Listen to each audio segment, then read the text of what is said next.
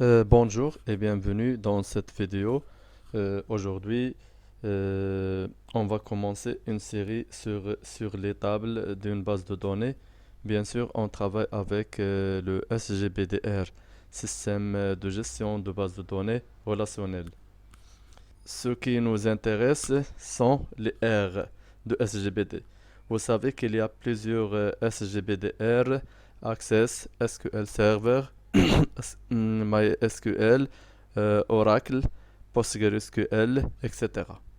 Et nous travaillons avec Microsoft Access, disons qu'ils ont tous les mêmes principes, création des tables et requêtes. On va voir comment créer une table avec plus de détails et rapidement à l'action.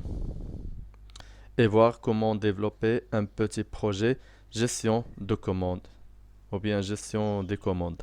Alors, on va commander un ou plusieurs articles d'un fournisseur, bien sûr avec la date, les quantités, les prix et tous ces détails, on va les voir après. Maintenant, j'ouvre Microsoft Access et je vais cliquer sur base de données vide. Enregistrez-la dans un chemin à votre choix. Je choisis ici mes documents et je la renomme Just Commande. Et puis cliquez sur Créer. Par défaut, une table 1 est créée. On va la fermer et on va créer notre table. On va cliquer sur Création de table dans le menu Créer et on va saisir la liste des champs que nous avons avec leur type de données. Et la première qu'on va créer, c'est la table article, c'est-à-dire la première table.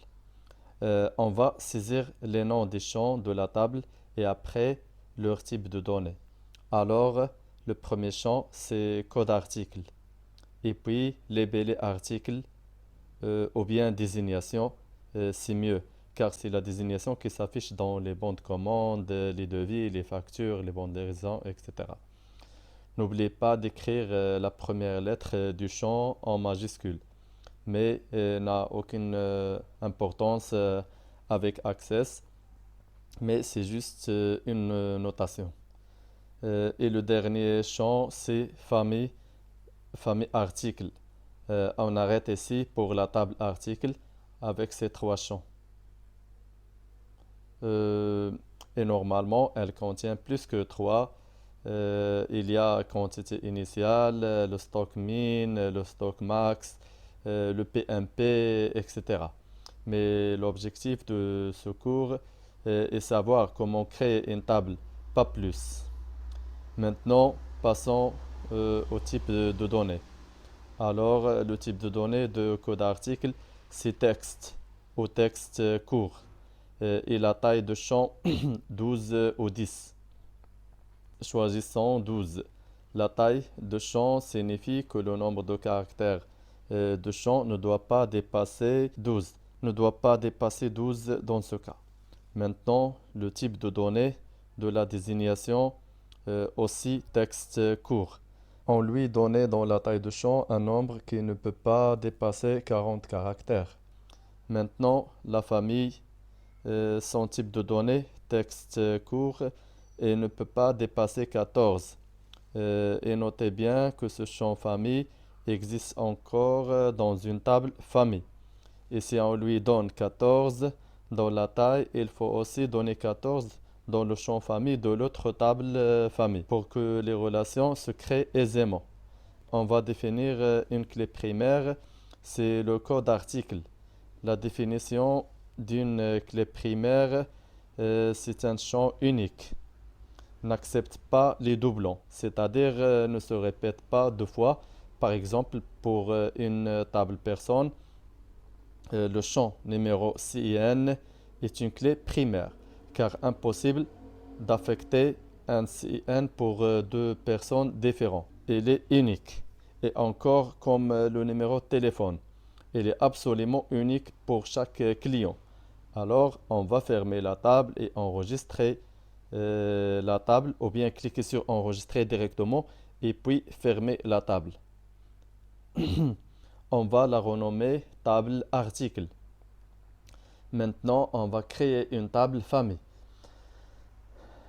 On a le code, ou bien le code famille. Si vous vous rappelez, on la donne la taille 14 dans la table article. Désignation, on va lui donner le type texte et taille 30 par exemple. Ici pour la table famille, mais avant, il faut l'enregistrer et la renommer famille. Voilà, j'ai oublié de définir clé primaire. Alors, ce message me prévient de lui définir à ma place. Je clique sur non parce que c'est mieux de définir la clé primaire manuellement avant d'enregistrer la table. Alors, il faut définir une clé primaire pour la table famille et toutes les tables créées. Et ici, c'est le code qui est la clé primaire. C'est clair. C'est quoi le rôle de la clé primaire? Ce n'est pas uniquement pour éviter les doublons. Même c'est très intéressant d'éviter les doublons, mais encore, elle joue un rôle primordial dans la création des relations entre les tables. On va le voir après. Ici, dans la table article, on a vu que la clé primaire, c'est le code article, mais il existe un champ famille qui est la clé primaire, mais dans la table famille. Alors, ici dans la table article, elle s'appelle clé étrangère, qu'on peut la saisir plusieurs fois dans la table article, mais elle est unique dans la table famille. Donc, avant d'ajouter des données dans la table étrangère article, il faut tout d'abord remplir la table primaire famille. On va saisir deux lignes seulement, par exemple F1, famille 1, F2, famille 2. Ça suffit pour le moment. À noter qu'on n'a pas besoin d'enregistrer les lignes saisies. Elles sont enregistrées automatiquement. Enregistrer seulement les modifications sur l'architecture de la base de données, table, relation, requête, et pour les tables, le sujet de notre cours, enregistrer les modifications qui touchent les types de données, les largeurs des colonnes, etc. Maintenant, avant d'ajouter les données aux tables articles, je vais créer une relation entre les deux tables qu'on a pour le moment. Allez au menu Outils, base de données, cliquez sur Relation. Dans la fenêtre, afficher la table, cliquez deux fois ou ajouter ou glisser les tables. On va définir la relation entre famille et article. Chaque famille a plusieurs articles, donc la relation c'est un à plusieurs. Et donc, on va glisser la clé primaire vers la clé étrangère ou l'inverse, c'est la même chose. Et pour bien comprendre la relation un à plusieurs, on a, on a deux familles, F1 et F2. La famille F1 a deux articles et la famille F2 a trois articles. C'est clair. Maintenant,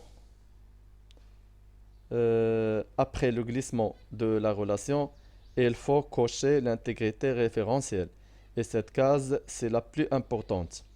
Si vous voulez cocher la deuxième, mettre à jour en cascade, c'est-à-dire si on modifie la clé primaire dans la famille, alors automatiquement les clés étrangères se modifient. Et la même chose pour la suppression. Si on supprime une clé primaire dans la table primaire, c'est-à-dire la table famille, la même chose, elle va supprimer ces données connexes dans la table étrangère, c'est-à-dire la table article. Mais il faut être très prudent, car la suppression des données sont définitives. Et pour créer la relation, il faut fermer les tables en question. Sinon, vous serez bloqué par un message d'erreur. Et donc, on va fermer la table article et fermer la table famille. Et puis, on recommence la création de la relation et ça marche très bien. On peut enregistrer les modifications faites. Maintenant, on va ouvrir les tables famille et articles. Pour la table famille, on a F1 et F2. On va associer pour la famille F1 trois articles A1, A2 et A3. Et pour la famille F2, elle a deux articles A4 et A5. Voilà. On va ajouter les données dans la table article, code article A1, désignation article 1, famille F1. Et ici, il y a une astuce pour éviter toute erreur de saisie d'une famille inexistante et pour faciliter la tâche, c'est mieux de saisir à partir d'une liste de choix. Dans cet exemple, nous n'avons que deux familles, on peut les saisir.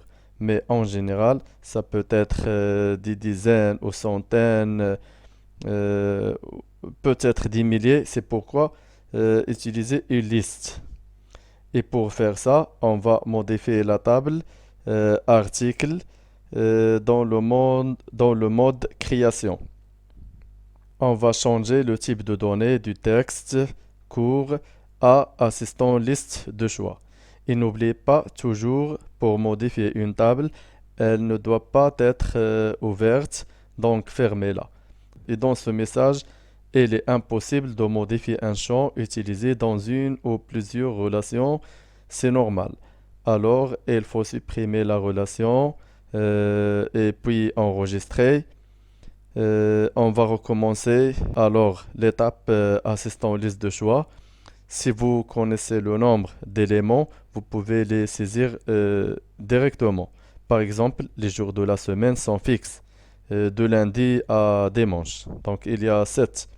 Mais dans ce cas, on a les familles dynamiques, c'est-à-dire ça peut augmenter ou diminuer. Ça dépend. Alors, on coche la première option, extraire les valeurs d'une autre table ou requête. Et la table en question, c'est la table famille. Alors, choisissez le champ code, par exemple, et puis suivant, et puis cliquez sur terminer. Je n'aborde pas ici plus de détails. Et voilà, on a maintenant dans la liste F1, F2. euh, alors, si je saisis une autre famille F3 ou F4, elle va s'afficher dans la liste. Alors, cliquez sur terminer et enregistrer. Voilà, vous voyez maintenant la liste de choix avec tous les codes de la table famille. Maintenant, on va recréer notre relation avec l'intégrité référentielle et l'enregistrer. Très bien. Maintenant, on a créé deux tables avec les relations entre eux et on a vu comment créer une liste de choix.